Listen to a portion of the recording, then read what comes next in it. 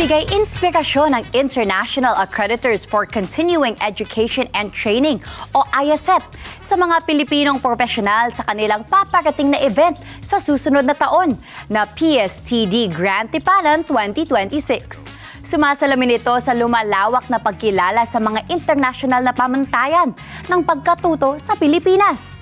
Narito ang aking report. Ang Philippine Society for Talent Development o PSTD ay nakatakdang buksan ang 2026 sa pamamagitan ng Grand Tipanan. Isang taunang pagtitipon na nagdiriwang sa masiglang komunidad ng mga profesional sa talent development sa buong bansa. Gaganapin ang nasabing event sa Enero 29, 2026 at itatampok dito ang espesyal na partisipasyon ng International Accreditors for Continuing Education and Training o IACET, isang pandaigdigang accrediting body at ang organisasyon sa likod ng pamantayan ng Continuing Education Unit o CEU. Si Roel Mariano, IACET Commissioner at Global Liaison for Asia-Pacific Region, ang kakatawan sa organisasyon sa isang learning session na pinamagatang Accreditation and the Future of Continuing Education, Building a World that Learns Better. Ang nakita namin na mas akmang topic is about accreditation and then how it will impact na the future of continuing education and training, especially sa country natin. Kasi let's face it, no, na the academe at the same time the training community is really pivotal and important, no? Para sa ganun makapag-provide tayo ng quality talent, no, in the industry and in the field.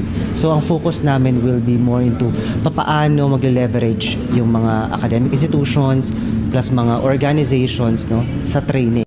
Binigyan diin ni Mariano na siya ring presidente ng Talent Academy International ang mahalagang papel ng accreditation sa pagtiyak ng quality learning. There's a possibility of it to be developed. At the same time, yung learning community kasi dito sa Pilipinas, no, we're touching, of course, not just the technical side of training, but also of individual, but also the essential part, kumbaga the soft side of the individual, such as mga leadership, professional developments, and all that. So, and IACET is there, no, para matulungan yung mga organization across the globe sa compliance sa international standard for training, para masigurado natin na within international standard or yung kalidad ng mga continuing education and training na ginagawa, no, in each and every country.